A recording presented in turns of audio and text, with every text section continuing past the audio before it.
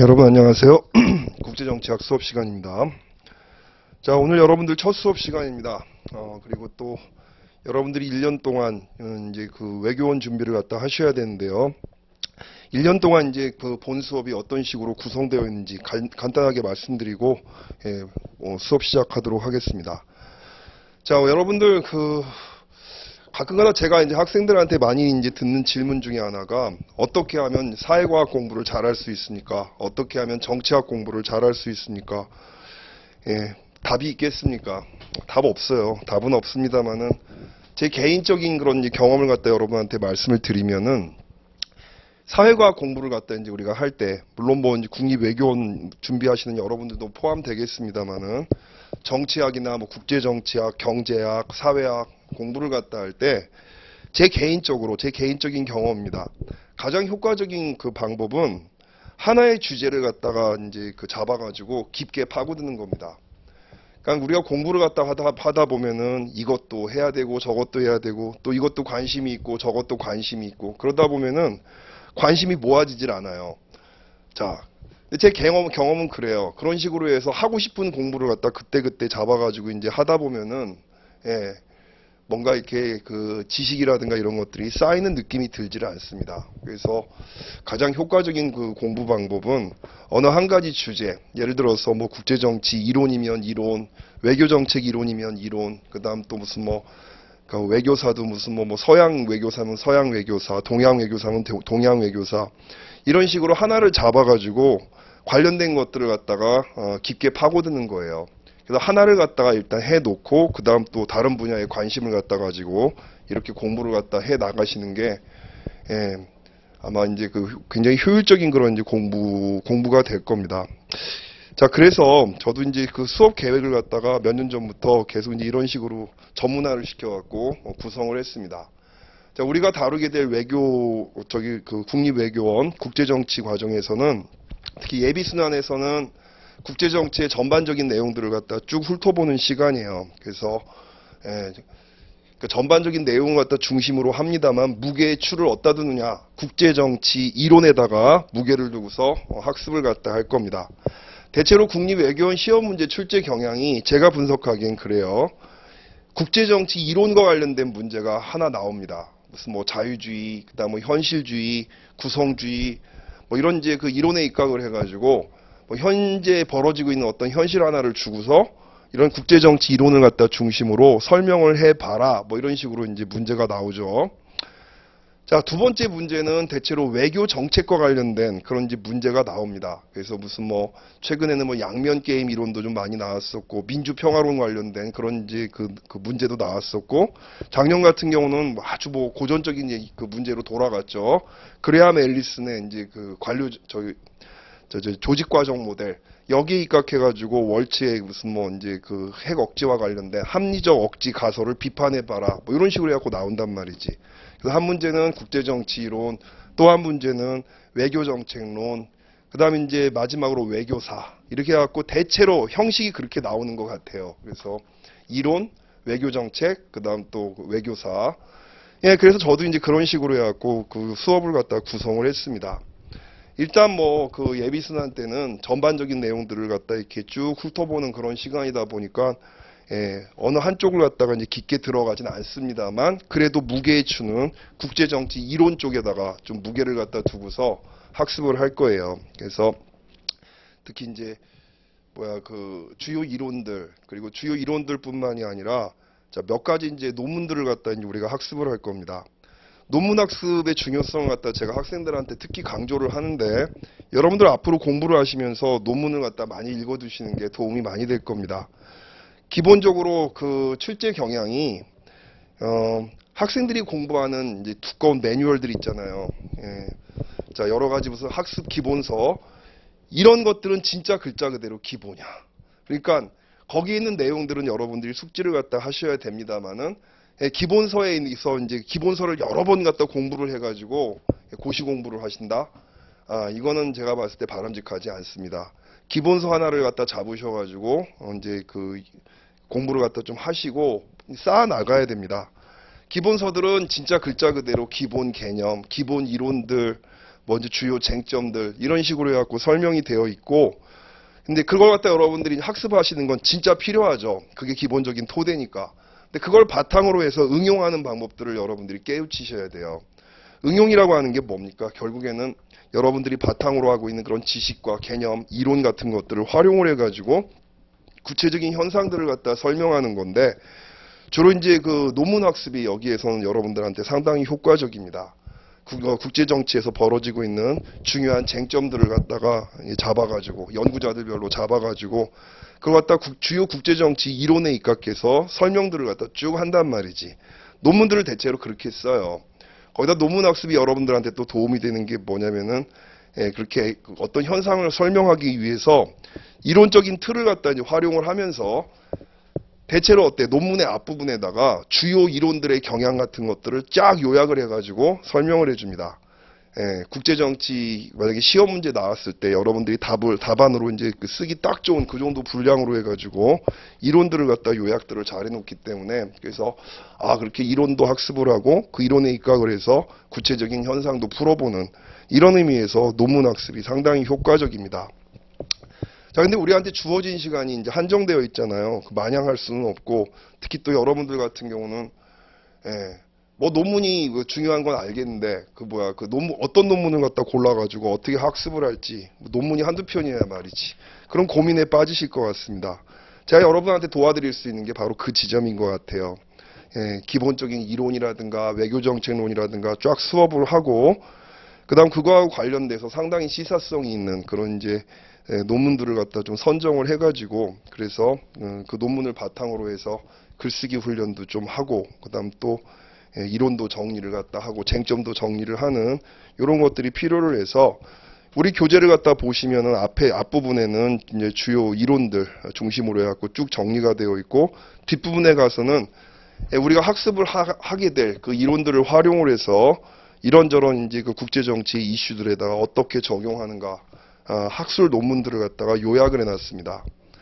논문들이 좀 이렇게 워낙 많아가지고 양을 갖다 좀 줄이기 위해서 딱 시험에 쓰기 좋은 그런 형식으로 해갖고 제가 요약을 해놨으니까 그런 방식으로 우리가 학습을 할 거예요. 앞부분에서는 이론 공부를 좀 하고 뒷부분에 가가지고 논문 학습을 갖다 하는 이런 방식으로 수업을 갖다가 구성을 했습니다. 예비순환에서는 아까 말씀드렸던 것처럼 국제정치 이론 쪽에다 좀 무게를 두고서 학습을 할 것이고, 자, 이 순환으로 들어가게 되면 외교정책론에 조금 더 무게를 둘 겁니다. 출제 경향이 이제 외교정책론을 다뤄보니까, 또 이제 학계에서는 자, 국제정치 이론하고 외교정책 이론은 따로 구분을 합니다. 우리가 생각하기에 국제정치 이론을 갖다가 외교에다 적용하면 외교정책 이론이 되겠거니 하는데, 연구 경향이라든가 주제가 좀 달라요.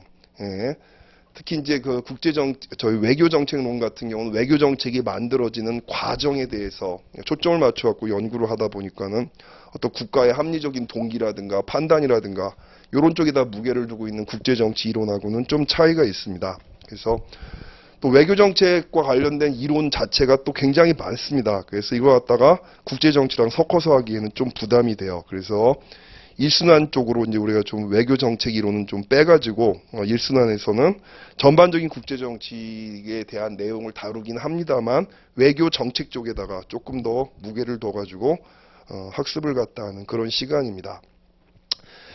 자, 그리고 이제 이순환에 가게 되면요, 이순환 때부터는 특히 이제 그 21세기 문제들, 21세기는 이순환부터는 주로 이제 이슈 중심으로 갑니다. 이슈 중심으로. 그래서 21세기 탈냉전 이후에 벌어지고 있는 국제 정치 문제, 그러니까 안보 문제, 그다음 또 외교 문제, 더 나아가서 정치 경제 문제, 그리고 또 무슨 에너지 문제, 바이오 문제 등등 비전통 안보와 관련된 그런 분야에 대해서 주로 논문 중심으로 이순환에서는 학습을 갖다 하면서 예비순환, 이순환 때 학습한 것들을 좀 응용하는 쪽에다 무게를 두고 있어요.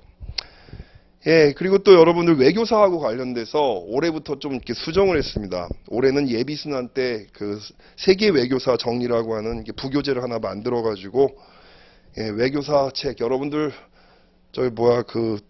외교사 책 같은 거 두꺼운 책들을 갖다 보시는데, 잘 정리도 안 되고 너무 방대하죠. 그래서 아주 핵심적인 내용만 뽑아가지고, 예비순환 때는 서양 외교사하고 동양 외교사를 갖다가 아주 핵심적인 내용만 뽑아가지고 학습을 합니다. 그래서 혹시 이제 세계사 공부를 갖다 안 하셨던 분들, 뭐 이런 분들 같은 경우는 아마 이제 이 핵심을 갖다 중심으로 해서 외교사의 흐름 같은 것들을 잡으시는데 좀 도움이 되실 거예요.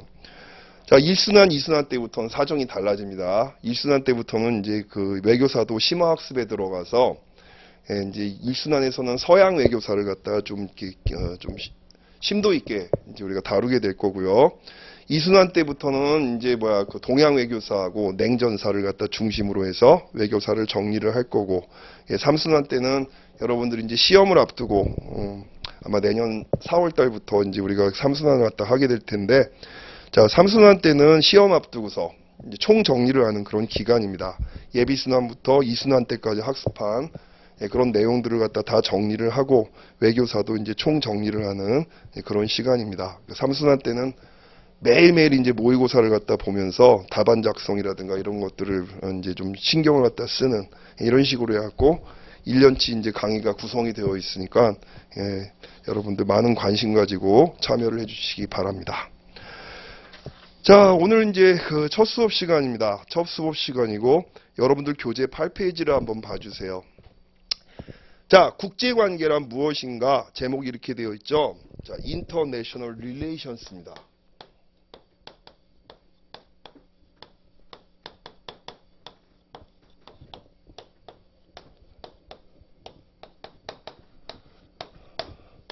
자, 국제관계야, 국제관계.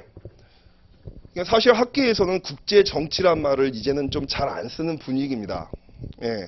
이미 오래전부터 많은 학자들이 국제관계라고 하는 용어, International Relations라는 용어를 갖다 즐겨 쓰지 International Politics란 말은 최근에 잘 안 써요. 자, 이유는 뭐냐? International, 자, 국가들 간에 이런 뜻이죠. 국가들 간에 벌어지는 여러 현상들이 냉전 시기까지만 하더라도 우리가 주로 정치적인 문제 그리고 또 안보 이슈 여기에 초점을 갖다 맞춰가지고 연구들을 많이 했었죠. 냉전 시대 때는 한마디로 이제 그 상당히 고도로 무장을 한 그런 국가들이 이념에 따라서 진영이 이제 갈라지게 되고 그런 상태에서 안보 논리에 입각을 해서 또는 정치의 논리에 입각을 해가지고 비정부 행위자들의 다양한 상호작용을 억제했었던 이런 시기였습니다. 사례를 한번 들어볼까요? 요거는 내가 이제 박사과정 이제 그 공부를 하다가 프랑스에 이제 깨도세, 프랑스 외무성 우리가 깨도세라고 그러죠. 외무성 자료실에서 이제 한번 발굴을 갖다 한 그런 이제 사건인데, 자, 아마 여러분들이 아마 이 사례를 들으면은 당시 분위기가 좀 와 닿으실지 모르겠어요. 당시 여러분들 이제 1973년도에 우리나라 지하철 1호선이 개통을 합니다. 지하철 1호선이 개통을 갖다 하는데 당시 우리나라가 뭐 지하철을 만들 기술이 있습니까? 아니면 무슨 자본이 있습니까? 아무것도 없지. 그래서 국제 입찰을 갖다 이제 전개를 합니다. 우리나라한테 철도를 갖다가 지하철을 갖다가 팔 나라들은 전부 다 참여를 하세요. 그래가지고 당시 이제 프랑스의 알스톰 콘소시엄, 그다음 캐나다의 봉바르디에 콘소시엄, 그다음 또 일본의 미쯔비시 콘소시엄 3파전이 벌어진 거야. 근데 봉바르디에는 이제 프랑스한테 기술을 이전받은 지가 얼마 안 돼가지고 사실상 일찌감치 제외가 돼버렸고, 일본 대 이제 프랑스의 이제 그 경쟁이었습니다. 당시 프랑스가 조건이 되게 좋았어요. 지하철 기술을 갖다가 우리한테 100% 이전해주겠다. 더 나아가가지고 우리나라가 돈이 없잖아. 열차를 살 돈이. 그러니까 좋은 조건으로 차관을 빌려줄 테니까 그 차관을 갖다 가지고 이제 그 프랑스 기술을 사주시기 바랍니다. 자, 이런 입장이었어요. 자, 일본 같은 경우는 그 조건이 다 이제 그 프랑스보다 안 좋았죠. 그런데도 불구하고, 우리나라 우리 정부가 일본의 지하철을 선택을 했단 말이야. 여러분, 서울에서 인천 왔다 갔다 하는 1호선이 그래서 미쯔비시 컨소시엄 기술로 만들어졌던 겁니다.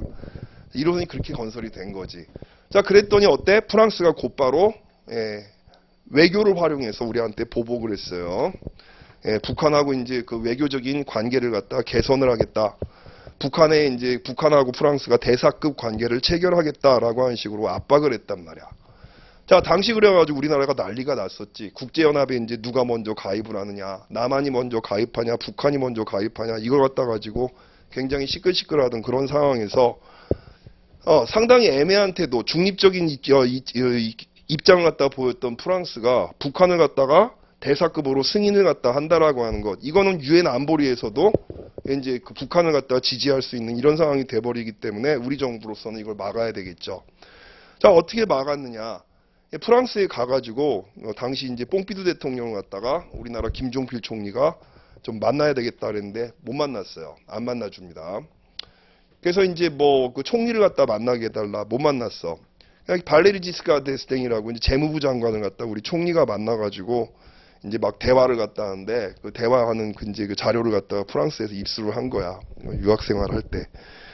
예, 막 거기서 이제 발레리 지스카르 데스탱, 나중에 프랑스 대통령 되는 사람이지. 이 사람이 막 난리를 쳐요. 자, 뭐 외교적으로 봤을 때 그 북한이 비동맹 외교에서 상당히 영향력이 있다 보니까 프랑스 입장에서는 북한을 갖다가 외교 파트너로 선택하는 게 도움이 된다. 자, 그럼에도 불구하고 한국한테 관심이 있었던 게 뭐냐면, 한국이 경제 성장을 빨리 했고 또 한국이 발전시키려고 하는 산업들이 다 프랑스의 주력 산업이었기 때문에, 그래서 이제 그래서 한국에 대해서 관심이 있었었는데, 보니까 한국이 경제적으로 도움이 안 되더라. 프랑스 기업들이라든가 기술이 한국에 진출하는데 별로 도움이 안 되더라. 이번 지하철 사건이 대표적인 사례다. 그러니까 우리는 외교적인 실리를 취하겠다는 거야. 그래서 북한하고 대사급 관계를 체결하겠다라고 하는 의지를 보입니다. 자, 김종필 총리가 상당히 고민을 많이 했던 것 같아. 한국으로 귀국을 안 하다가 그로부터 며칠 후에 떡하니 이제 그 프랑스 르몽드에 말이야, 일면 톱 기사로 프랑스 기술로 만든, 내가 그 제목을 정확하게 기억을 합니다. 프랑스인의 손으로 만든 그 에어버스가 프랑스 기술로 만든 거잖아. 최초로 유럽의 하늘을 벗어나 이제 다른 지역의 하늘을 날다. 제목이 그거야. 바로 뭐다? 우리나라 대한항공이 와가지고 에어버스를 갖다가 구입하는 계약을 체결한 거죠. 그게 에어버스가 유럽 외에 수출된 첫 번째 케이스였습니다. 무슨 일이 있었어? 당시 김종필 총리가 이제 조중훈 그 대한항공 회장을 갖다가 프랑스로 불러가지고 에어버스를 갖다 구입할 걸 강력하게 권고를 했던 거란 말이지. 냉전이 그런 분위기였단 말이야. 냉전 시기에는 그래서 주로 외교, 안보적인 그런 이슈가 경제적인 이슈를 갖다 지배하던 이런 시절이었었습니다. 물론 모든 상황에서 다 그랬던 건 아닙니다만 전반적으로 그런 분위기였다는 거죠. 자, 그랬는데 그러다 보니까 당연히 우리가 인터내셔널 국가들 간의 관계를 연구할 때도 주로 뭡니까? 그 외교적인 그런 이제 그 이슈들, 정치적인 이슈들, 군사 안보를 중심으로 한 이슈들, 여기에 초점을 갖다 맞춰서 연구를 많이 했던 거죠. 그래서 인터내셔널 폴리틱스라고 하는 말이 전혀 이상하지 않은 그런 시기가 있었던 겁니다. 자, 그런데 냉전이 끝났어요. 90년대에 들어와서 냉전이 끝나게 되면서 자, 적이 사라진 거야. 동맹들이 그래갖고 느슨해지게 되는 거죠. 외부에 적이 있어야 동맹이 타이트하게 유지가 될 텐데 외부의 적들이 없어지게 되면서 동맹도 느슨해지게 되고, 이제는 어때? 동맹국들 간에도 치열하게 경쟁이 벌어지기 시작합니다. 근데 주로 어떤 경쟁? 군사적인 경쟁이라든가 안보적인 경쟁이 아니라 경제를 중심으로 한, 먹고 사는 문제가 무엇보다도 중요하죠. 경제를 중심으로 한 그런 이제 그 경쟁 관계 같은 것들이 치열하게 벌어지게 되고, 또 이제 신자유주의 정치 경제가 글로벌 스탠다드로 90년대에 정립이 되게 되면서 여러 나라들이 무역을 갖다가 개방을 하게 되고, 또 금융시장에 대한 규제를 갖다 풀고, 이렇게 되면서 전 세계 이제 정치 경제가 이제 그 글로벌라이제이션이 일어나는, 하나의 이제 그 세계화로 하나로 묶이게 되는 이런 현상들이 벌어지게 된 거죠. 경제적인 이슈가 폭주를 하게 되고 정치적인 이슈가 상대적으로 후퇴를 하게 되는 이런 일들이 벌어집니다. 뿐만 아니라 자, 90년대부터 시작해가지고 여러 가지 이제 새로운 문제들, 그동안 우리가 군사 또는 어떤 정치적인 의제에 너무 집중을 하느라고 관심을 상대적으로 많이 못 가졌었던 그런 영역들, 그러니까 환경 문제라든가 에너지, 난민, 또 이제 빈번하게 터져 나오는 내전, 테러, 자, 이런 문제들이 마구마구 표출되게 되면서 국가들 간의 관계를 폴리틱스라고 하는 용어, 정치라고 하는 관계로만 환원시키는 것이 불가능해지게 된 이런 상황이 된 거죠. 그래서 조금 더 포괄적인 그런 개념이 필요했고, 그래서 인터내셔널 릴레이션스라고 하는 이런 이제 그 용어를 갖다가 즐겨 쓰게 된 겁니다. 그래서 지금은 국제 정치란 용어보다는 국제 관계란 용어를 쓰고, 당연히 국제 관계라고 하는 포괄적인 용어 속에는 전통적인 국제 정치도 당연히 포함되는 이런 상황이라고 할 수가 있겠습니다. 자, 그래서 지금은 이제 국제 관계란 말을 즐겨 쓴다라고 하는 얘기. 자, 8페이지 첫 번째 점부터 보겠습니다. 자, 국가의 안과 밖에서 벌어지는 정치의 속성. 국내 정치와 비교해 국제 정치는 다음의 차이점을 가집니다. 난데없이 왜 이 말로 시작을 했을까, 우리 교재가. 자, 국제 정치를 이야기하려면 국제 정치의 특징이 무엇이냐, 이런 얘기를 해야 될 거 아니에요. 자, 국내 정치와의 비교를 통해 갖고 우리가 국제 정치가 무엇인지를 설명할 수가 있다는 겁니다. 내가 누군가를 갖다가 설명하기 위해서는 뭐가 필요합니까? 타자가 필요합니다. 그쵸? 우리 민족의 특성이 뭔가를 얘기하려면 어때? 다른 민족의 특성과 비교를 해야 우리가 어떤 특징을 가지고 있는지 설명할 수가 있는 거지. 그쵸? 그래서 국제정치를 갖다 연구하는 많은 연구자들이 처음 출발점이 바로 뭐 국제정치학이라는 학문이 하나의 전공으로서 탄생을 갖다 하게 될 때, 자, 국내 정치와 비교해서 국제정치라고 불리는 이런 영역의 특수성이 뭐냐. 자, 국내 정치하고 비교해서 국제 정치는 어떤 특수성이 있길래 독자적인 전공이 될 수 있느냐라고 하는 그런 이제 그 고민으로부터 이 학문이 탄생을 한 겁니다. 여러분, 국가들 간의 관계를 갖다 다루는 연구는 아주 옛날부터 있었어요. 그쵸? 고대 그리스 때부터 시작해가지고 각각의 이제 도시 국가들 간의 전쟁이라든가 아니면 어떤 관계를 갖다 다루는 수많은 문건들이 있었죠. 자, 근데 대부분의 이제 그 국가들 간의 관계, 공동체와 공동체의 관계를 다루는 연구들이 대체로 누구? 역사학자들의 어떤 이제 연구, 그 다음 또 국제법, 그냥 법학자들이었지, 당시엔. 법학자들의 연구, 철학자들의 연구, 그 안에 포함이 되어 있었지, 국가들 간의 관계만을 따로 떼어내가지고 독자적인 전공으로 이제 만들어진 이런 경우는 없었던 거란 말이에요. 2차 세계대전이 끝나고 나서야 국제정치학이라는 학문이 이제 미국의 학자들에 의해 가지고 하나의 전공으로 그래서 정립이 되게 됩니다. 이때 자, 나중에 한스 모겐소를 갖다 우리가 좀 이제 따로 떼어서 이제 공부를 갖다 할 텐데, 이 한스 모겐소를 비롯한 초창기의 이제 국제정치학자들은 국내 정치와 비교해서 국제 정치의 특수성이 뭐냐라고 하는 거, 이걸 갖다 이 고민으로부터 이제 새로운 그런 학문을 갖다가 만들어낸 거죠. 그래서 우리의 출발점도 국내 정치와 비교해서 국제 정치는 어떤 특징이 있느냐, 어떤 차이가 있길래 국제 정치라고 하는 전공을 따로 공부를 하느냐, 이거부터 우리가 출발을 합니다. 자, 많은 국제 정치학자들이 국내 정치하고 비교해서 첫 번째 국제 정치의 특징 뭐냐? 우리가 자주 말하는 게 무정부성의 가설입니다. 무정부성의 가설. 자, 국내 정치는 어때요, 여러분들? 나름 정부를 중심으로 해가지고, 여러분, 정부라고 하는 개념이 좁은 의미에서는 행정부를 얘기하는 거고, 넓은 의미에서는 입법, 사법, 행정부를 다 포함합니다. 그래서 어쨌든 국내 정치는 정부를 중심으로 해서 질서가 잡혀있지, 한마디로. 그쵸? 국민들이 물론 뭐 헌법에다가 무슨 대한민국의 주권은 국민에 있다라고 얘기를 합니다만은, 최고 권력이 국민에 있다라고 얘기를 합니다만은, 그렇다고 국민이 내가 최고 이제 그 권력자니까 내가 시킨 대로 해. 내가 시킨 대로 행정을 해야 돼. 내가 시킨 대로 무슨 입법 사법을 해야 돼. 자, 그렇지 않잖아. 결국은 정부가 사실상 보면 주권을 갖다 대표하는 그런 행위자로서 이 정부를 중심으로 해서 입법 사법 행정 체계가 작동을 하게 되고 영토 안에서 질서가 보장되는 거죠. 질서입니다. 국내 정치는. 거기에 비하고 국제 정치는 어떠냐? 국제 정치는 무정부 상태라는 거예요. 자, 모든 국가들은 기본적으로 이익의 극대화를 추구합니다. 결국 우리가 보면 항상 그런 얘기 하잖아. 외교를 얘기할 때 외교가 뭐야? 국익의 극대화를 추구하는 하나의 방식으로서 주로 뭐 평화적인 협상을 통해서 국익 추구에서 생겨나는 갈등 문제, 이런 문제를 해결하고 협력을 추구하는 행위, 이런 것들이 외교라고 얘기하잖아요. 그쵸? 자, 기본적으로 자, 근대 시대 이후부터, 그러니까 르네상스 이후부터 자, 역사는 말이야 도구적 이성을 중심으로 발전을 했단 말이지. 도구적 이성이라고 하는 건 뭐를 얘기하냐면, 자, 모든 인간들은 합리적 존재야. 즉 이성을 갖다 중심으로 행위한다는 거죠. 근데 여러분들 이제 그 고대 시대, 중세 시대 때 같은 경우는 자, 이성이라고 하는 능력은 두 가지 측면이 있거든요. 첫 번째는 윤리적인 판단 능력을 얘기하고, 두 번째는 이익을 계산하는 능력입니다.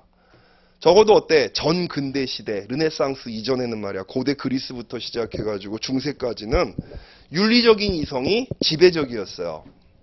인간을 갖다 바라보는 시각이, 인간은 어때? 자, 바로 하나님이 내려주신 계율에 따라서 윤리적인 삶을 살아간다. 또는 어떤 인간 사회를 초월해서 존재하는 보편 타당한 규범, 자연법의 구속에 따라서 인간은 어떤 윤리와 선을 추구한다. 자, 이런 가정하에서 인간을 갖다가 탐구하고 연구를 했단 말이지. 근데 근대 시대 이후부터 인간을 바라보는 시각이 달라집니다. 인간은 뭐야? 철저하게 이익의 극대화를 갖다 추구하는 그런 존재다. 그러니까 합리성이라고 하는 게 근대 이후부터는 이익의 극대화를 갖다 추구하는 그런 능력을 갖다가 우리가 합리성이라고 부르는 거죠. 자, 그런 시각이 국제 정치에도 그대로 투영이 된 거야. 그렇죠? 자, 인간들의 공동체인 국제 정치, 인터내셔널, 그러니까 네이션, 국가들 간의 관계는 결국 어때? 이익의 극대화를 추구하고 있는 국가들이 만들어내는 세계입니다.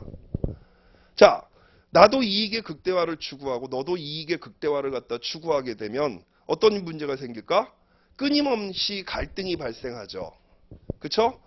만인에 대한 만인의 투쟁 상태, 토마스 홉스가 얘기했던, 리바이어던이라고 하는 책에서 얘기했던 만인에 대한 만인의 투쟁 상태가 벌어질 수밖에 없는 거란 말이지. 그렇죠? 예, 그렇다면 국내 정치 같은 경우는 이렇게 이기적인 사람들이 갈등을 벌일 때 질서를 잡아주는 정부라고 하는 주체가 있잖아. 그런데 국제 정치에서는 그런 정부의 역할을 해줄 수 있는 주체가 없다는 겁니다. 이게 국제 정치가 갖고 있는 첫 번째 특징이라는 거예요. 자, 그러니까 모든 국가들은 이익을 갖다 극대화할 수 있는 권리들을 갖다 가지고, 그 권리를 갖다 가지고 무한 경쟁에 돌입을 갖다 하게 되는 거죠. 거기다 이익이 지배하는 이 국제 질서에서는 어떤 윤리적인 원칙이나 규범 같은 것들이 통하지를 않습니다. 즉 무슨 소리냐면 자기의 이익의 극대화를 갖다가 추구하기 위해서 어떠한 수단도 다 허용이 될 수가 있는 그런 상황이 된다는 거지. 심지어 어때? 남의 나라를 침략하고 어떤 공동체를 갖다 노예로 삼고, 자, 그런 일이 벌어진다고 하더라도 도덕적으로 비난은 받겠지만 그 도덕적인 비난이 어떤 구속력도 갖지 못하는, 이런 세계가 바로 국가들의 세계, 우리가 얘기하는 무정부적인 상태를 이야기하는 겁니다. 그렇죠? 예, 그런 상황에서 국가들은 자기의 이익을 보존하기 위해서 제일 먼저 뭐부터 신경을 써야 될까? 생존의 문제부터 신경을 써야지. 상대방이 모든 수단을 다 동원을 해서 자기의 이익의 극대화를 추구할 수 있는 그런 것들이 허용되는 그런 사회, 그런 이제 세계 속에서 상대방이 어때? 나보다 훨씬 더 강한 힘을 가지게 되면 나를 침략할 수도 있고 나의 자유를 억제할 수도 있잖아. 그렇죠? 그런 외부의 위협으로부터 자기를 보호하는 것, 이게 국제 정치에서 국가들이 취해야 될 가장 중요한 과제로서 등장을 하게 되는 겁니다. 예. 자, 이 무정부 상태의 가설이라고 하는 게 그래가지고 상당히 이제 국제 정치학에서는 중요한 가설이에요. 한번 읽어볼게요. 자, 국제 정치는 국내 정치와 달리 정부같이 권위적이고 구속력 있는 원칙을 만들고 집행하는 그런 중심적인 권위체가 존재하지 않는 특징을 가지고 있습니다. 자, 무정부성의 가설이 첫 번째 특징이에요. 자, 계속 이제 부연 설명해요. 즉, 이게 무슨 말이냐? 국가들이 지켜야 할 법을 제정하는 입법기관이 존재하지 않죠. 그렇죠? 자, 국제사회에서 법은 국가들 스스로 만들고, 그렇잖아. 국제법 같은 거. 국제적인 어떤 조약이라든가 국제 법이라든가 규약이라든가 이런 것들을 체결할 때 결국은 뭐 각 국가의 대표자들이 가갖고 자기들끼리 협상을 통해서 예, 조약을 체결하고 어떤 이제 무슨 뭐 법을 갖다가 만들고 규칙을 만들고 이렇게 하죠. 그렇죠? 예, 즉 뭐 행위자가 자기가 직접 이해 당사자가 직접 나서 가지고 자, 질서를 만드는 거야. 그 규칙을 만드는 거야. 그다음 더 재밌는 게 바로 뭐냐면 그럼 그 규칙들이 강제력이 있느냐? 강제력이 있느냐? 결국은 어때? 그 규칙을 따를 것이냐 말 것인가도 이것도 국가들이 선택을 하는 겁니다. 어떤 조약이 있다고 할 때 조약이 체결됐다고 해서 전 세계 모든 나라가 그 조약의 구속을 받는 건 아니죠. 어떤 나라는 자, 우리는 이 조약에 가입을 하겠습니다. 예, 우리는 이 조약 그냥 싫어요. 가입 안 할래요. 자, 그런 논리가 통하는 게 국제 정치야. 국내 정치하고 다르죠. 예.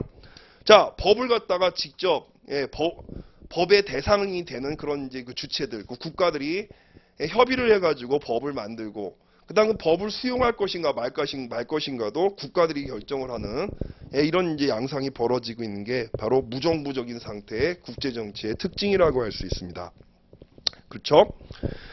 다 읽어볼게요. 세 번째 점 다시 읽어볼게요. 국가들이 지켜야 할 법을 제정하는 입법기관이 국제정치에는 존재하지 않습니다. 국제사회에서 법은 이 말이 그 말이야. 지금 제가 한 얘기. 국가들 스스로 만들고 국가들의 자발적인 의사에 따라서 준수되는 그런 특징이 있습니다. 자, 국제법 역시 개별 국가들이 필요에 따라서 스스로 만든 것이며 국제법의 준수도 국가들의 의사에 따라서 좌우되는 속성이 강합니다. 또한 국제법을 위반하는 국가 및 행위자를 해당 국가의 의지에 상관없이 처벌할 수 있는 사법적 권력, 사법부도 사실상 부재하다고 보는 거죠. 여러분들이 생각할 때, 무슨 다양한 무슨 이제 사법기구들이 있지 않느냐, 그렇죠? 무슨 인권법원도 있고 무슨 여러 가지 이제 무슨 예, 국제기구에서 이제 만들어 놓은 법원들이 있지 않느냐 할지 모르겠지만 결국은 예, 그 국내의 법원들하고 다르게 국제적인 국제기구로서 존재하는 수많은 사법기관들 같은 경우는 제재라든가 아니면 어떤 이제 그 판결을 갖다가 하는 능력이라든가 이런 것들이 국내에 있는 사법부하고 비교해서 현저하게 약하다라고 할 수 있죠. 자, 그럼 국제사회에서의 질서는 법도 제대로 작용하지 않고, 그 다음 또 또 규범도 제대로 작용하지 않는 상태에서, 그럼 질서는 어떻게 보장되느냐? 전통적으로, 많은 국제정치학자들은 전통적으로 어떤 생각을 했어요? 결국은 힘이 질서를 보장한다라고 보는 거예요. 국제정치에서 가장 중요한 것은 아까도 얘기했듯이 개별 국가가 자신의 생존을 도모하는 겁니다.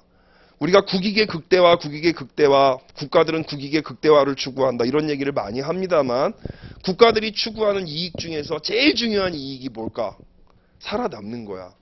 무정부적인 그리고 도덕적인 규범이 작동하지 않는 이런 질서, 이런 상황 속에서 상대방의 어떤 압박이라든가 공격으로부터 자기를 보존하는 것, 생존이라고 하는 것이 무엇보다도 가장 중요한 과제가 되는 거죠. 국제정치학자들은 그렇게 이해를 합니다. 국가의 최고의 과제는 생존이야, 생존. 그렇죠? 자, 이 생존을 갖다 위해서는 뭐가 필요해? 당연히 권력이라고 하는 것이 필요합니다. 힘이 있어야 어때? 자기를 지킬 수도 있고 또 힘이 있어야 자기의 이익을 갖다가 팽창시킬 수도 있는 거죠. 그래서 국제정치는 이 힘의 논리에 따라서 작동하게 된다. 결국 힘이 센 아이를 중심으로, 힘이 센 국가를 갖다 중심으로 해서 질서가 형성될 수밖에 없다는 거지. 패권 국가가 주도하는 그런 이제 질서가 사실상 보면 국제 정치에서의 질서다라고 하는 이런 시각들이 나타나게 되는 거예요. 자, 네 번째 점 보겠습니다. 국제 정치와 국내 정치에서 서로 경쟁하는 단위들은 어떤 경우에는 자신들의 목적이 바로 이익이야, 국익의 극대화죠. 자신들의 목적을 달성하기 위해 물리적인 힘을 동원하기도 합니다. 어떤 거? 물리적인 힘이라고 그러면 물리적 힘이라고 하는 건 우리가 직접 확인하거나 만지거나 경험할 수가 있는 그런 힘의 자원들을 얘기하는 거죠. 어떤 것들이 있을까? 당연히 군사력, 그렇죠? 그 다음 또 뭐가 있을까요? 경제력, 어떤 산업 생산 능력이라든가 아니면 무슨 경제의 성장률이라든가 자, 이런 것들이 우리가 직접 경험할 수 있는 힘들이지. 자, 국가들은 어떤 경우에는 자기 이익의 극대화라고 하는 목표를 달성하기 위해서 이런 다양한 물질적인 힘들을 동원합니다.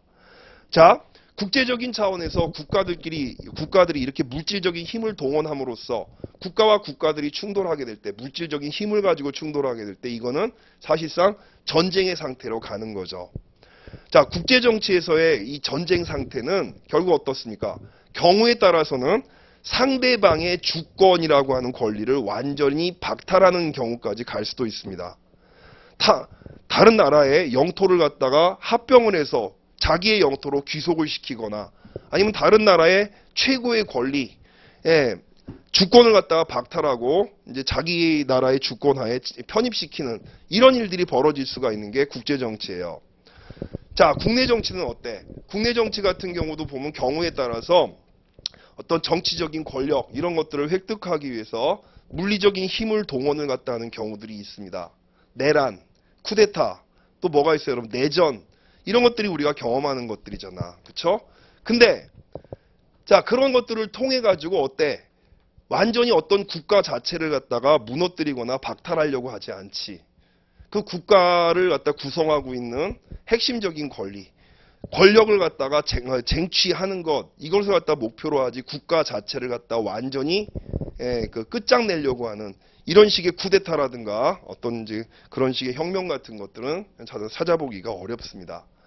요약을 해보게 되면 자, 정치라고 하는 것의 속성, 즉 권력을 갖다가 추구하는 이 권력을 갖다 추구하는 정치라고 하는 그런 행위의 속성상 갈등과 충돌이 벌어진단 말이에요. 물리적인 수단을 갖다 가지고 갈등과 충돌을 벌였을 때 국제 정치에서는 그것이 전쟁으로 이어지게 되고 전쟁의 결과는 한 국가의 종말, 그렇죠? 이런 것들로 이어질 수가 있지만 국내에서 벌어지고 있는 내란, 쿠데타 같은 또는 내전과 같은 이런 이제 물리적인 충돌 같은 경우는 어떤 국가의 종말이라든가 이런 걸로 이어지는 경우는 흔치 않다는 겁니다. 그렇죠? 자, 그런 이제 차이가 있다는 거예요. 다시 읽어볼게. 네 번째 점. 국내 정치와 국제 정치에서 서로 경쟁하는 단위들은 단위 위에다가 여러분 행위자란 말을 써도 좋습니다. 국제 정치학에서 단위란 말을 많이 쓰는데 위에다 행위자 이런 말을 써도 좋습니다. 서로 경쟁하는 행위자들은 어떤 경우에는 사람들의 목적을 달성하기 위해 물리적인 힘을 동원합니다. 국제적인 차원에서 이것은 전쟁으로 이어질 수가 있습니다. 그러나 국내적인 차원에서는 물리적인 힘에 의존한다고 할지라도 상호 공멸을 전제로 한다든지 대규모 전쟁 상황 등을 가정할 수가 없다는 점에서 국내 정치와 국제 정치는 차이가 있다는 거죠. 자, 그 밑에 나오는 국내 정치와 국제 정치는 이거는 뭐야? 주로 얘들이 이렇게 차이가 있으면서도 공통점이 있어. 국내 정치와 국제 정치의 공통점. 첫 번째는 정치라고 하는 것의 속성에서 국내 정치와 국제 정치는 유사점이 있죠. 정치는 뭐야? 결국에는 정치는 권력이야, 권력. 그렇죠? 권력을 갖다 획득하고 유지하고 확장하는 것. 자, 이게 정치라고 보는 거예요. 뭐라고? 정치는 권력을 획득하고 유지하고 확장하는 것. 자, 이걸 갖다 이제 정치라고 봅니다. 물론 정치에 대한 다양한 개념이 있습니다만 대체로 이제 그런 식의 얘기를 하죠. 국내 정치도 국제 정치도 정치의 본질에 있어서 권력을 획득하고 유지하고 확장한다는 점에서는 같은 점이 있다는 거예요. 그렇죠? 자, 국내 정치와 국제 정치, 국가의 안과 밖에서 벌어지는 정치 영역에서 추구하는 목적의 하나가 바로 뭡니까? 권력의 획득입니다. 그죠? 권력의 획득과 유지와 강화와 연관된 활동, 이게 정치의 목적입니다. 이런 정치적 목적을 위한 수단으로서 물리적 수단이 동원될 수도 있습니다. 위에서 얘기했죠. 국제정치 영역에서 물리적 힘의 사용은 전쟁으로 귀결되고 국내 정치적 차원에서는 무력에 의한 쿠데타나 혁명, 내전이 발생을 합니다. 자, 국내 정치와 국제 정치의 두 번째 그 공통점은 바로 뭐다? 국가가 무엇보다도 중요한 핵심이라는 점. 국가가 무엇보다도 중요한 핵심이라는 점. 자, 보세요. 정치 주체로서 국가의 역할. 국제 정치든 국내 정치든 국가는 적극적, 항구적, 직접적인 주체이고 개인과 다른 정치적 결사체나 집단 등은 부분적이고 일시적이고 간접적인 주체라고 할 수가 있습니다. 간접적 주체, 직접적 주체 이건 바로 뭐 권력 행사에 있어서 자기가 직접 권력을 쓰느냐 아니면 어때? 다른 사람을 대리로 내세워서 자신의 이제 권력을 행사하느냐 뭐 이런 차이죠. 자, 데이비드 이스트는 정치를 사회를 위한 가치의 권위적 배분이라고 정의를 했습니다. 예. 가장 학계에서 많이 쓰이고 있는, 특히 우리나라 학계에서 가장 많이 수용하고 있는 개념, 정치에 대한 개념이 데이비드 이스턴의 개념이에요. 근데 이제 물론 뭐 나처럼 반대하는 사람 입장도 있습니다만 그래도 어때? 가장 이제 뭐 많이 쓰이는 개념이고 고시 준비하시는 여러분들 같은 경우도 이제 뭐 알아둬야 될 개념이죠. 자, 쉽게 말하면 자, 이스튼과 미국의 이른바 기능주의자들 또는 구조기능주의 또는 시스템 이론가라고 불리는 이론가들이 있어요. 50년대 꽤 주름을 잡았던 그런 이제 학자들인데 자, 이 학자들은 정치란 무엇인가가 아니라 정치란 무슨 기능을 하는 것이냐 질문을 그렇게 던지는 거야. 예, 정치는 무슨 일을 뭘 하는 게 정치야? 이런 식의 질문을 던지는 거야. 정치의 본질보다는 정치의 기능에 대해서 질문들을 갖다 한단 말이지. 자, 쉽게 말하면 자, 뭐를 위해서? 사회를 위해서 또는 사회 질서를 위해서 정치는 어떤 일을 하는 행위를 정치라고 하느냐? 이 사람들이 답하려고 하는 건 그거야. 그쵸? 아리스토텔레스라든가 무슨 그 옛날에 그 유명한 철학자들 플라톤이라든가 이런 사람들은 정치란 무엇인가 이거를 갖다 정의하려고 하는데 주로 이스튼의 정치 개념은 주로 뭐다? 정치는 사회를 위해서 어떤 기능을 하는 행위인가? 관점이 그거예요. 좀 다르죠.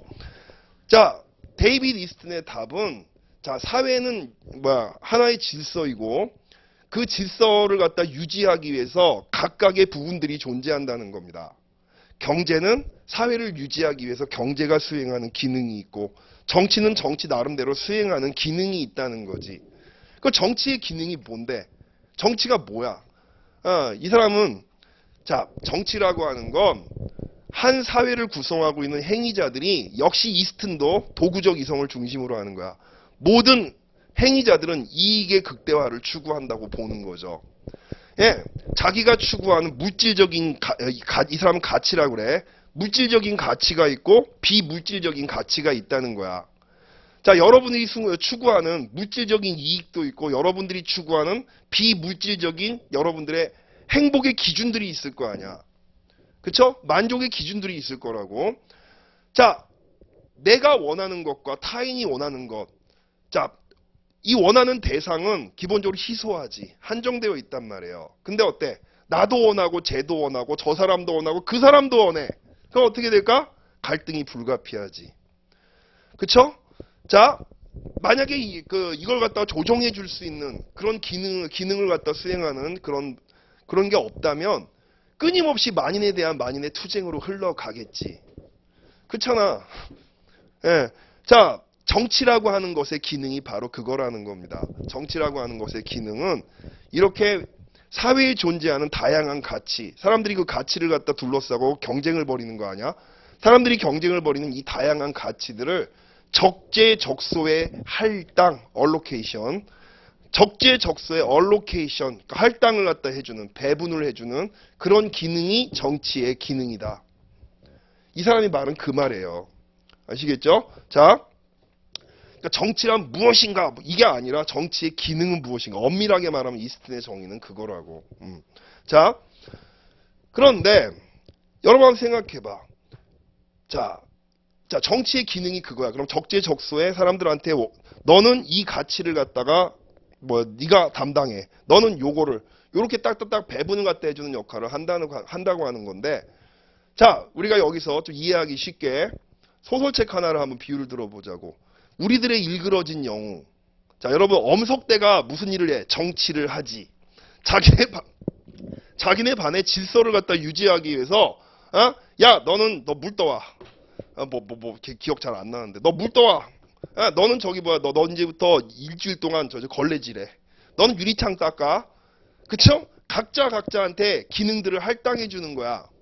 엄석대의 역할이 그거지. 그쵸?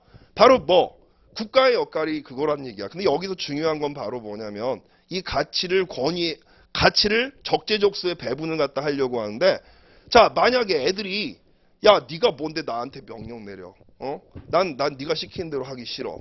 이래 버리게 되면 어떡해? 무질서지. 그쵸?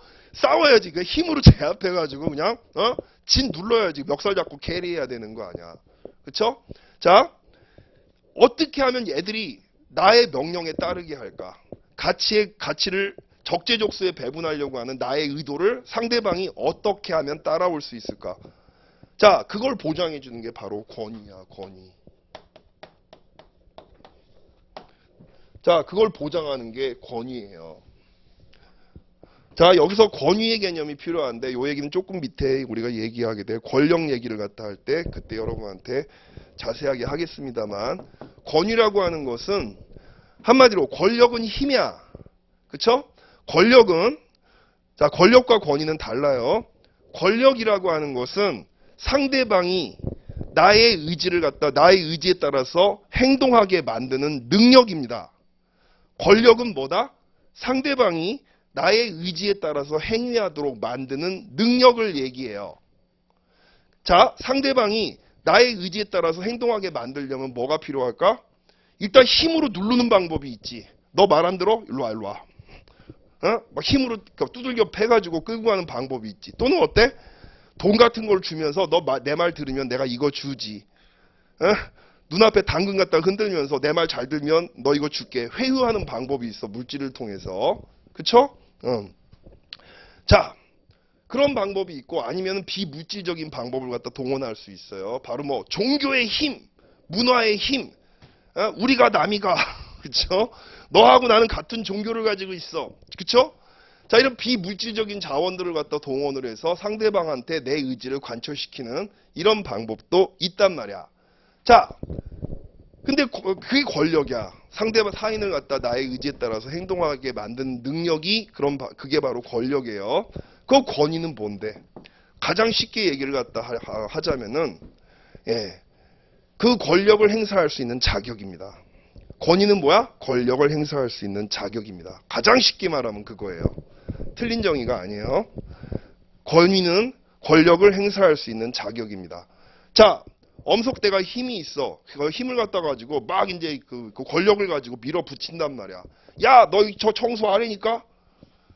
그 애들이 그럴 거 아니야. 아, 네가 뭔데 나한테 청소를 갖다 하라고 해. 네 자격이 뭐냐는 거야. 그쵸? 자, 그 공동체의 성원들에 의해서 그렇게 권력을 갖다 행사할 수 있는 자격이 인정됐을 때 그게 우리가 권위라고 얘기를 하는 겁니다. 여러 가지 이유 때문에 권력 행사의 자격이 부여될 수 있어요. 막스 베버는 뭐라고 얘기했어? 사회학자 막스 베버는 그래서 전통 때문에 권위가 부여될 수 있다. 내가 왜 쟤한테 복종을 해야 돼? 우리 아버지도, 우리 할아버지도, 우리 삼촌도 대대로 저쪽 가문에 복종을 했어. 나도 저기에 복종하는 게 당연하지. 전통에 의한 권위의 인정이지. 그렇죠? 두 번째는 카리스마적 지배라고 하는 걸 막스 베버는 얘기를 했어요. 카리스마적 지배는 뭐를 얘기하는 거야? 내가 직접 경험하지 않았지만 저 사람에 대해서 엄청난 영웅적인 아우라가 쏟아져 나오고 그걸 증명하는 수많은 무용담이라든가 이야기들이 돌아다니고 있어. 그렇죠? 자, 어떤 개인의 특성이라든가 자질이라든가 그런 것 때문에 내가 직접 접촉하지 않고 만나보지도 않았지만 어떤 특정한 사람을 갖다 지배자를 둘러싸고 있는 어떤 이야기들, 전설들, 어떤 영적인 그런 것들, 이런 것들을 내가 수용함으로써 저 사람의 지배를 인정하는 이런 경우가 있을 수 있단 말이지. 이걸 우리가 카리스마적 지배라 그러죠. 마지막으로 자, 막스 베버가 따르면 이 권위를 갖다 가져다주는 세 번째 요소는 바로 뭐다? 법이야, 법. 그쵸? 자, 법에 의해서 이 사람한테 이런 권위가 주어져 있어. 자, 그쵸? 그리고 내가 그 권위를 갖다가 인정을 갖다 하고 잘 따라갔을 때 어떤 이득이 나한테 주어질 것을 예상할 수가 있단 말이지. 이럴 경우 예, 법에 의해서 저 사람이 그 권력이 주어졌으니까 나는 법을 존중함으로써 저 사람을 존중한다. 그래서 권력을 인정하게 된단 말이야. 이스튼이 얘기하는 권위가 바로 이런 겁니다. 예, 우리가 흔히 권위를 얘기할 때 가장 쉽게 얘기하는 방법은 권력을 행사할 수 있는 자격이에요. 자, 다시 앞으로 돌아가서 사회에 존재하는 다양한 가치를 적재적소에 할당하는 것, 예, 이게 정치의 기능이라면 그게 제대로 작동하려면 예, 권위를 가지고 있는 권위체가 있어야 되는 거야. 권위를 가지고 있는 어떤 실체가 있어야 된다는 거지. 당연히 이스트는 그걸 갖다 이제 정부라고 보는 거죠. 자, 국내 정치나 국제 정치나 다 어때? 정치의 개념은 이스튼의 개념을 적용할 수가 있다는 거예요. 국내 정치에서 가치의 권위적 배분이라고 하는 걸로 정치의 기능을 우리가 설명할 수가 있었다면 국제 정치에서도 예, 국제 정치에서도 정치는 뭡니까?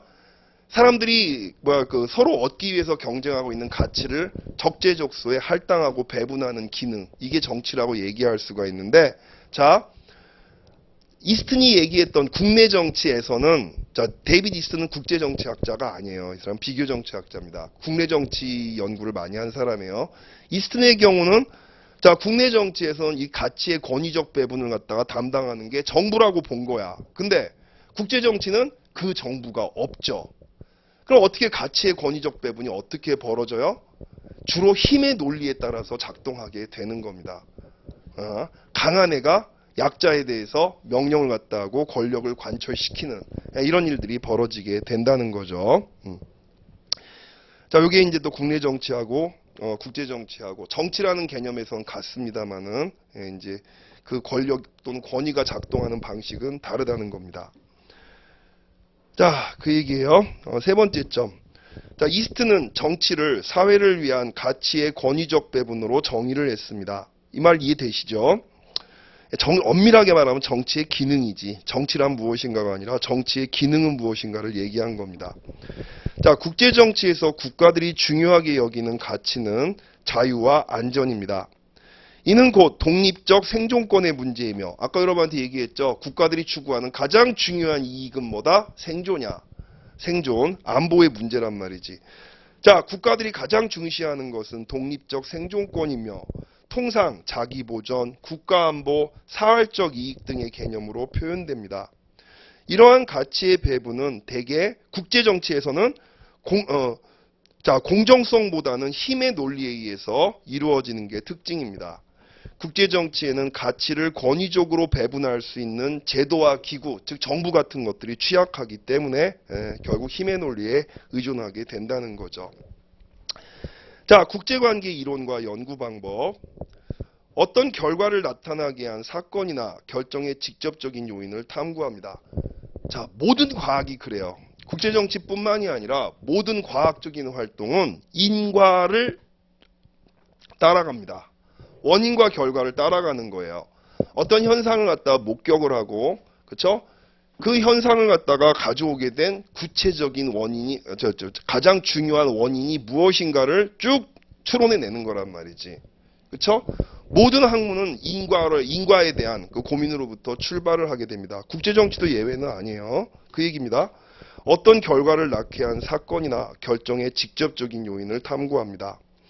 어떤 행위자가 혹은 어떤 힘의 요소가 작용을 해서, 즉 원인이 되어서 특정의 결과를 파생시켰는지를 쭉 서술해 봅니다. 자, 이런 것들을 우리가 서술적 지식이라고 그래요. 그러니까 이 결과를 봤어. 이 결과를 가지고 오게 되는 원인이 뭐야? 원인 1, 원인 2, 원인 3. 또 다른 사례를 봤어. 그 사례를 갖다 가져오게 된 원인이 뭐야? 원인 1, 원인 2, 원인 3. 이런 식으로 해가지고 쭉 서술해 보는 거. 상당히 중요하지. 주로 뭐 외교사, 그쵸? 역사, 이런 거 주로 연구하시는 분들이 자주 쓰는 방법이지. 쭉 사건의 인과관계로 해갖고 쭉 이야기를 스토리를 구성해 나가는 이런 방법. 자, 당연히 국제정치에서도 중요합니다. 그렇죠? 그런데 여기에서 머물지 않고, 자, 국제정치학은 무엇보다 이론화를 매우 중시해요. 이론화를 되게 중시합니다. 왜? 실용적인 목적 때문에 그래. 그 얘기는 조금 이따 여러분한테 하고. 자, 이론화가 뭐냐? 자, 여러 사례에서 인과가 밝혀졌잖아. 그쵸? 그 인과 관계를 쭉 모아서 공통점과 차이점, 자, 이런 것들을 갖다가 가지고 분류를 해보는 거야. 분류를 해봐서, 자, 이런 조건이면 이런 결과가 나오는구나. 만약에 뭐뭐 한다면 뭐뭐이다라고 하는 보편적 명제를 도출할 수 있잖아. 이게 이론적 설명이에요. 그쵸? 여러 사례를 봤더니만, 아, 공통적으로 이런 조건이 갖춰지면 이런 결과가 나오더라. 그쵸? 여러 사례를 갖다가, 보편적인 어떤 명제로서 만든 거, 이게 바로 이론이란 말이지. 그쵸? 자, 여기서 잠깐 여러분 실증주의에 대한 얘기를 좀 해볼게. 저 뒤쪽 가게 되면 더 자세하게 얘기를 하겠습니다만, 여기서 간단하게만 얘기하고 넘어갈게요.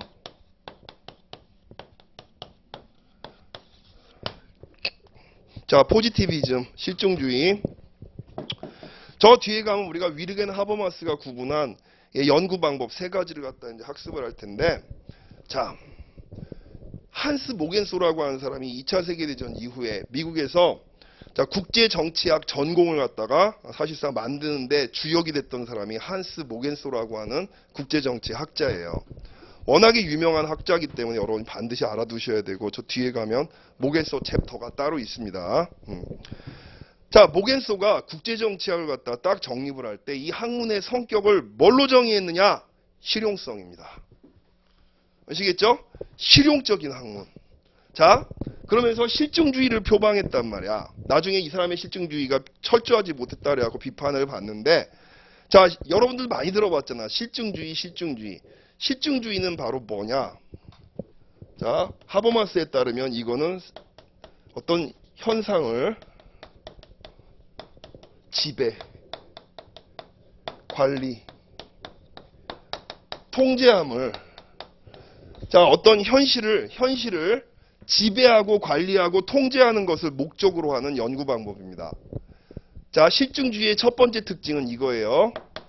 지금 눈앞에 전개되고 있는 현실을 어떤 의도에 따라서 지배를 하고 관리하고 통제를 갖다 하기 위한 그런 이제 연구 방법이 실증주의 연구 방법이야. 자, 지배, 관리, 통제. 결국 뭐? 효율성입니다. 자, 적은 그런 비용으로 많은 결과를 얻어내는 게 효율성이잖아요. 그 효율성을 갖다 기준으로 해서 사회를 자기가 원하는 방식으로 지배하고 관리하고 통제를 갖다 하는, 이걸 목표로 하는 게 바로 실용주의야. 바로 실증주의이자 실용주의입니다. 자, 한스 모겐소가 국제정치학을 만들 때 이 정신을 표방을 했어. 자, 무슨 소리야? 자, 국제정치는 국가들 간의 관계를 다루는 그런 학문이라고 얘기를 했죠. 그쵸? 자, 이 국가들 간의 관계를 내가 원하는 방향으로 지배를 하고 관리하고 통제하기 위한 그런 목적을 가지고 만들어진 학문이란 얘기지. 국제정치학은. 학문 자체 존재 이유가 그래. 자, 이걸 하기 위해서는 현상을 지배하고 관리하고 통제하기 위해서는 무엇보다 이론이 중요합니다. 자, 실증주의자들은 이론화를 되게 중시해요. 이론화를. 자, 왜? 어떤 이론이 있어야 사회를 효율적으로 지배, 관리, 통제할 수 있거든. 자, 무슨 소리냐? 아까 여러분한테 얘기했죠? 만약에 뭐뭐 한다면 뭐뭐한 결과가 나온다. if. 만약에 뭐뭐라면 뭐뭐이다. 자, 이런 것들을 갖다 이론 체계로 딱 정립을 갖다 해놨을 때 현실을 내가 이런 결과로 끌고 가고 싶어. 그럼 어때? 만약에 뭐뭐 한다면이라는 조건을 맞춰주면 되잖아. 그쵸? 이론을 딱 가지고 있으면 어때? 그 이론에 맞춰가지고 자, 세상을 내가 지배, 관리, 통제하고 싶어. 내가 원하는 방향으로. 그때 어때? 이 이론이 주장하는 만약에 뭐뭐 한다면이라고 하는 가정들을 충족시켜주면 되잖아. 그쵸? 그래서 이론화를 되게 중시합니다. 실증주의를 표방하는 거의 모든 학문은 이론화를 되게 중시해요. 이론에 입각해서 뭐를 하는 거야? 이론에 입각해서 만약에 뭐뭐 한다면 이런 결과가 나올 겁니다. 지금 우리가 당신이 원하시는 게 이런 결과 아닙니까? 그럼 이런 조건을 달성해 주세요라고 정책적 처방을 할 수가 있잖아. 아시겠죠? 그게 실용주의야. 당장에 써먹을 수 있는 어떤 실질적으로 유용한 지식을 만들어내는 것. 주로 뭐 정책에 도움이 되는 이런 학문. 그게 바로 실증주의란 말이지. 이론을 만들어야 이론에 입각해서 자 만약에 뭐뭐 한다면 뭐뭐라고 하는 이 규칙성이 이게 전제가 돼야 이 규칙성을 갖다 가지고 우리가 사고를 해보면 앞으로 어떤 결과가 나올 것을 예측할 수가 있습니다. 그쵸? 왜? 이런 조건이 지금 벌어지고 있으니까 결과도 그렇게 갈 겁니다. 또는 요런 조건이 지금 전개가 되고 있으니까 전혀 다른 결과로 갈 겁니다. 이렇게 얘기를 해줄 수 있잖아. 주로 예측과 정책적 처방을 목표로 하는 게 실증주의입니다. 아시겠죠? 자, 그리고 이론은 어떻게 정립되는 거야? 이론은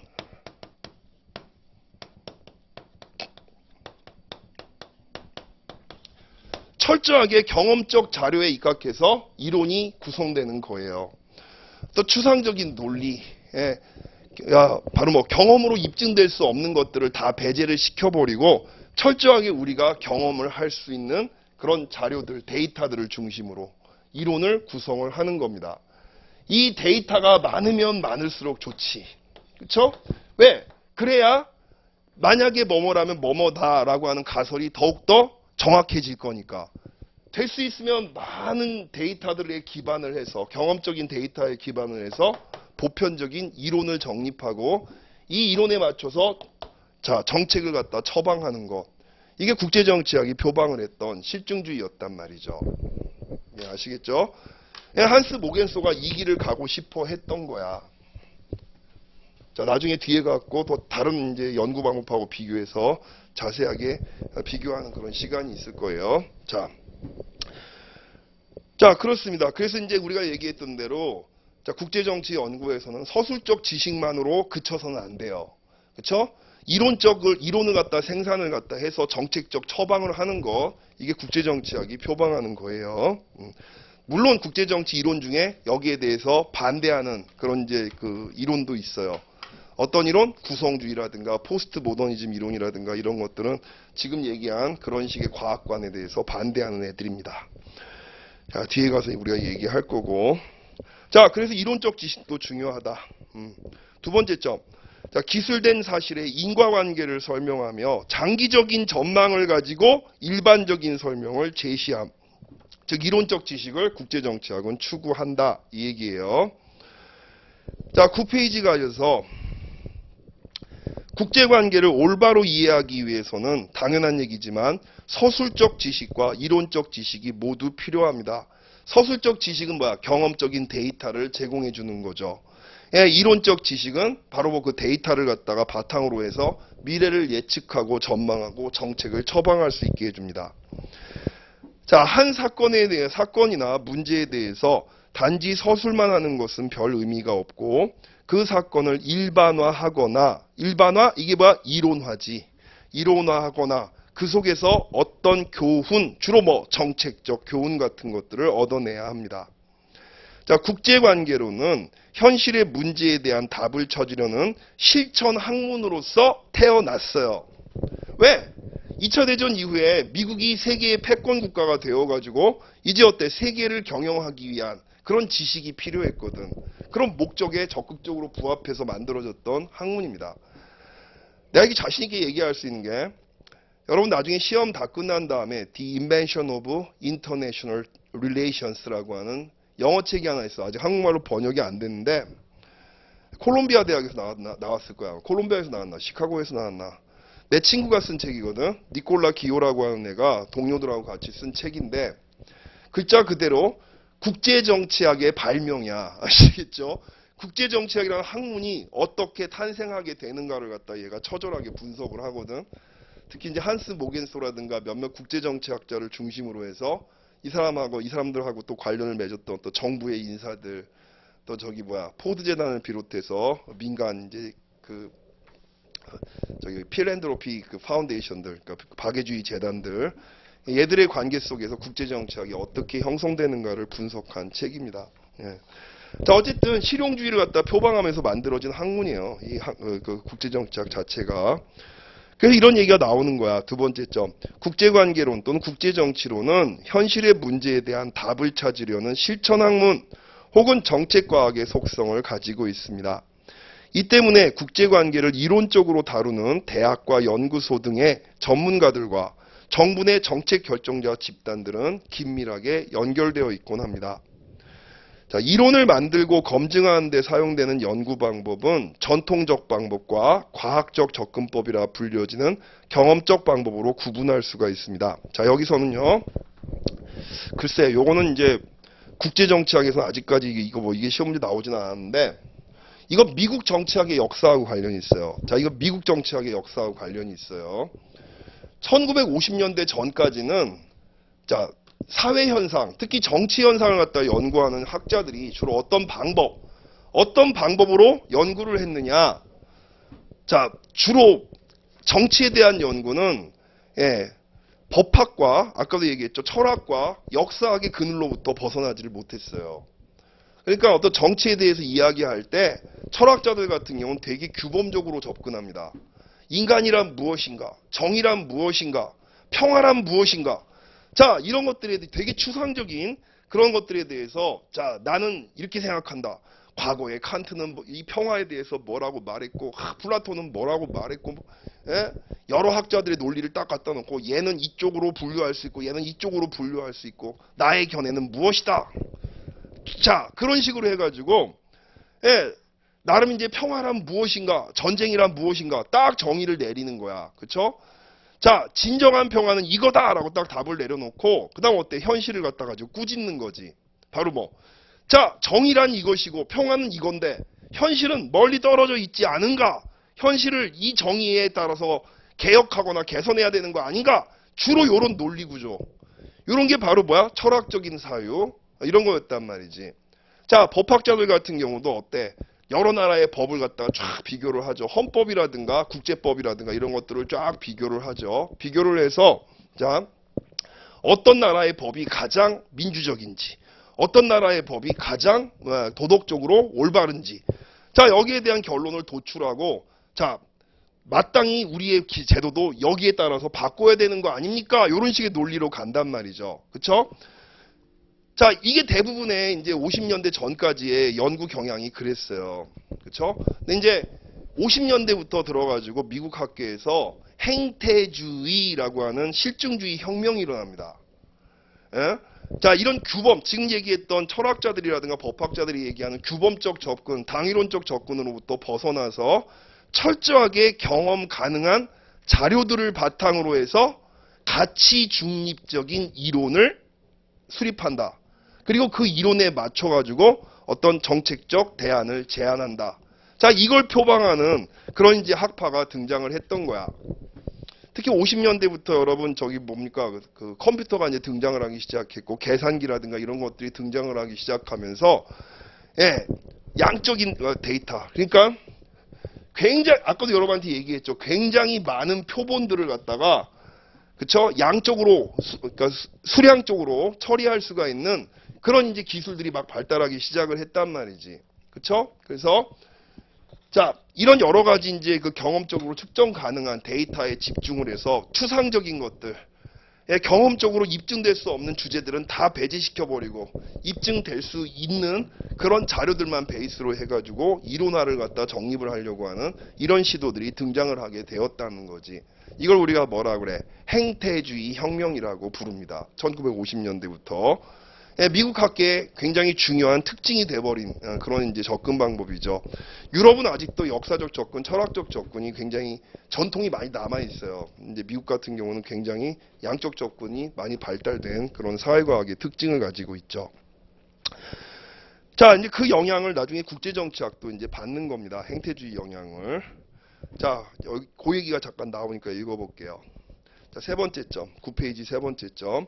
이론을 만들고 검증하는 데 사용되는 연구 방법은 전통적 방법과 과학적 접근법이라 불리는 경험적 방법. 특히 이게 바로 뭐야? 후자가 행태주의 방법입니다. 행태주의. 자, 전통적 방법. 서술적 설명이나 여러 사례들로부터 이론을 추출하는 귀납적 설명을 취하긴 합니다.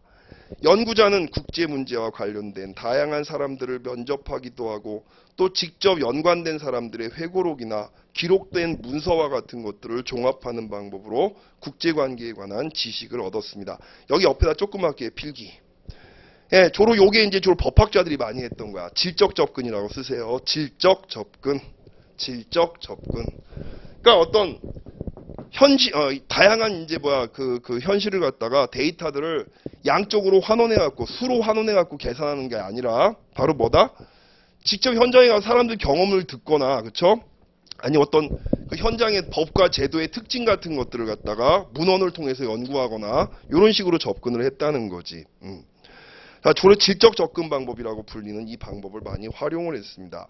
거기 비해서 과학적 방법론, 즉 행태주의적 접근은 직관적인 해석보다는 논리와 수학을 동원하는 경향의 그런 양적 접근에 상당히 많이 추구했던 연구 방법입니다. 설문조사, 내용 분석, 변수 설정을 통한 통계적 상관관계의 측정, 가설의 설정과 검증, 모델 구축, 개량화된 분석 등을 활용을 갖다 해서 중요한 건 바로 뭐야? 이 모든 것들의 목적은 보편적인 이론 체계를 정립하는 거예요. 자, 그런 이론을 정립해서 뭐를 하는 거야? 국제 분쟁, 경제 교류 등과 같은 현상들을 수치로 측정하고 여러 변수들 사이의 상호관계를 추론하기 위해 통계 방법을 활용하고 그래서 이론을 정립하는 겁니다. 자, 전통적 접근 방법의 질적 연구와 행태주의의 양적 연구는 대립적이기보다는 상호 보완적일 수도 있고 두 방법론 사이의 수렴 또는 종합의 가능성은 항상 열려 있다라고 하는 걸 우리가 인정을 해야 합니다. 자, 50년대부터 이런 양적 접근 방법이 상당한 영향력을 갖다가 이제 확장을 시키면서 양적 접근이 사회과학의 주류 방법이 되면서 질적 접근을 갖다 하시는 분들이 좀 이렇게 뭐라고 얘기를 해야 돼? 좀 소외된다 그럴까? 아니면 상대적으로 열세에 밀려난다고 할까? 뭐 그런 상황이 돼버렸어. 이른바 양의 명령이라는 용어가 나옵니다. 바로 모든 것들을 갖다 양적인 데이터로 환원하려고 하는 이런 이제 현상들이 많이 벌어지게 되면서 그래서 이제 과연 양적 접근 방법이 유일한 방법이냐 여기에 대한 방법론적 논쟁이 수십 년 동안 이제 벌어졌습니다만 늘 하는 얘기는 뭐야? 결국은 둘 다 보완적인 그런 관계를 가져야 된다. 여러분 수는 말이에요. 얼마든지 진로, 양은 언제든지 진로 환원될 수 있는 가능성이 있습니다. 그렇죠? 숫자로 표현된 것들은 어때? 해석을 통해서 질적인 걸로 바뀌게 됩니다. 그렇죠? 질적인 것들은 어때? 이런저런 기술적 방법을 통해서 양적인 것으로 전환될 수가 있습니다. 그렇죠?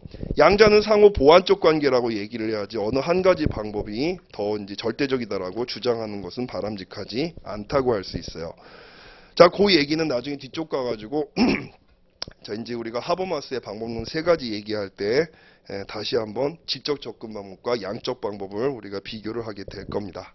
일단 여기서는 이 정도로 할게요. 자, 다음에 이제 국제관계의 분석 수준인데, 자, 요거 10분 쉬었다 하겠습니다.